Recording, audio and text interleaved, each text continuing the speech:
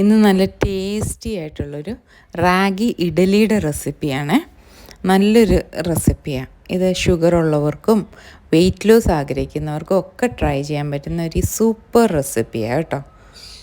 നമുക്ക് ഇതിൻ്റെ റെസിപ്പി കണ്ടാലോ? ഒരു ചെറിയ അളവിലാണ് കാണിക്കുന്നത്. ഒരു 1/4 കപ്പ് ഉഴുന്ന് നമുക്ക് വെള്ളത്തിലിടാം.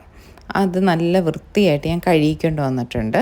അതിലോട്ട് ആവശ്യത്തിനുള്ള വെള്ളവും ഒഴിച്ച് ഒരു 1/4 ടീസ്പൂൺ ഉലുവയും കൂടി ഇട്ട് കൊടുക്കുന്നുണ്ട്. കണ്ടില്ലേ, ഒരു 3 മണിക്കൂർ കഴിഞ്ഞപ്പോഴത്തേക്കും ഞാൻ ഇതിനെ അരയ്ക്കാൻ എടുത്തിട്ടുണ്ട്. നല്ല കുതിർന്ന് വന്നിട്ടുണ്ട്.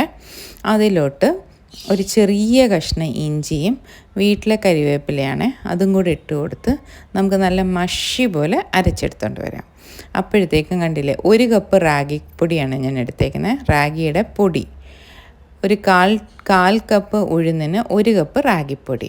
ആ അരച്ച ഉഴുന്നിലോട്ട് ഇഞ്ചി വേപ്പില എല്ലാം കൂടി ഇട്ട് അരച്ചില്ലേ, ആ ഉഴുന്നിലോട്ട് 1 കപ്പ് റാഗിപ്പൊടിയും കൂടെ ഇട്ട് കൊടുക്കുന്നുണ്ട്.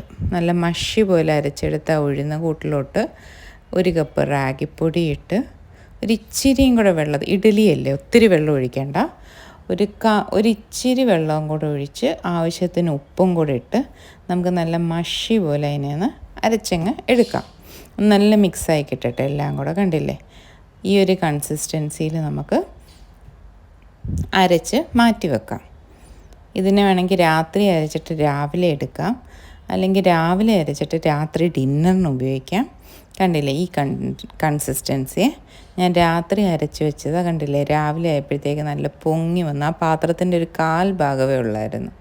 കണ്ടില്ലേ, നിറച്ച് ബബിൾസൊക്കെ ആയിട്ട് നല്ല സൂപ്പർ റാഗി ഇഡലിയുടെ പൊടിയാണ്. സോഡാപ്പൊടിയൊന്നും ഞാൻ ചേർത്തിട്ടില്ല. ഉപ്പും ഇച്ചിരി ഇഞ്ചിയും വേപ്പിലയും കൂടി ഇട്ടിട്ടുണ്ട്. അതൊരു പ്രത്യേക ടേസ്റ്റാണ്. നിങ്ങളൊന്ന് ഇട്ട് നോക്കേ. ഇഷ്ടപ്പെടുന്നവരങ്ങനെ ഇടും, അല്ലെങ്കിൽ അപ്പോൾ റാഗിയുടെ ഫ്ലേവർ വരത്തില്ല, ഒരു പ്രത്യേക ടേസ്റ്റ് കിട്ടും.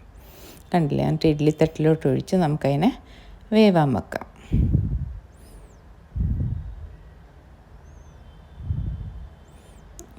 ഇത്രയും മാവ് കൊണ്ട് ഏകദേശം ഒരു 10-15 ഇഡലി കിട്ടും കേട്ടോ. ഒരു 15 ഇഡലി നമുക്ക് ഈ ഒരു കൂട്ട് വെച്ച് ഉണ്ടാക്കാൻ പറ്റും. കണ്ടില്ലേ, ഒരു 5-6 മിനിറ്റ് കഴിഞ്ഞപ്പോഴത്തേക്ക് ഇഡ്ഡലിയെല്ലാം നല്ല പൊങ്ങി വീർത്ത് വന്നിട്ടുണ്ട്. നല്ല soft and fluffy ragi idli ready. എളുപ്പമല്ലേ? നല്ലൊരു ഈസി റെസിപ്പിയാണ്, ഹെൽത്തി റെസിപ്പിയാണ്. നിങ്ങൾക്ക് ബ്ലഡിൻ്റെ കുറവുണ്ടോ, ഹീമോഗ്ലോബിൻ കുറവാണോ, ഇത് ഡിന്നറിനും ബ്രേക്ക്ഫാസ്റ്റിനും ഒക്കെ കഴിച്ചാൽ മതി കേട്ടോ. ശരീരത്തിന് നല്ലൊരു ഉന്മേഷവും, പിന്നെ നമ്മുടെ വയർ എപ്പോഴും ഫില്ലായിട്ടിരിക്കും കുറച്ച് നേരം കൂടുതൽ. ഇത് ഹൈ ഫൈബർ ഉള്ളതല്ലേ, അപ്പം നമുക്ക് നല്ലൊരു വെയിറ്റ് ലോസ് റെസിപ്പിയാണ് കേട്ടോ.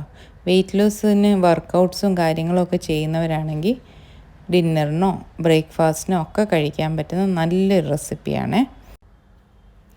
ദോശയ്ക്കും ഇഡ്ഡലിക്കൊക്കെ ഇടുന്ന ഇഡ്ഡലിപ്പൊടിയില്ലേ, ദോശപ്പൊടി എന്നൊക്കെ പറയും, ചട്നിപ്പൊടി, അതെനിക്ക് ഭയങ്കര ഇഷ്ടമാണ്. ഞാനത് വെളിച്ചെണ്ണയെ ചാലിക്കാതെ ഇങ്ങനെ ദോശയുടെ പുറത്തും ഇഡ്ഡലിയുടെ പുറത്തും ഇട്ട് കഴിക്കും. അത് ആ ചമ്മന്തിയൊക്കെ കൂട്ടി കഴിക്കാൻ നല്ല ടേസ്റ്റാണ്. ഓരോരുത്തരുടെ രുചി അനുസരിച്ച് ഈ റാഗി ഇഡ്ഡലി നമുക്ക് കഴിക്കാം കേട്ടോ. വെയിറ്റ് ലോസ് ആഗ്രഹിക്കുന്നവർക്ക്, ഹീമോഗ്ലോബിൻ കുറവുള്ളവർക്ക്, ഷുഗർ ഉള്ളവർക്ക് ഒക്കെ കഴിക്കാൻ പറ്റുന്ന ഒരു ടേസ്റ്റി ഇഡ്ഡലി റെസിപ്പിയാണ്.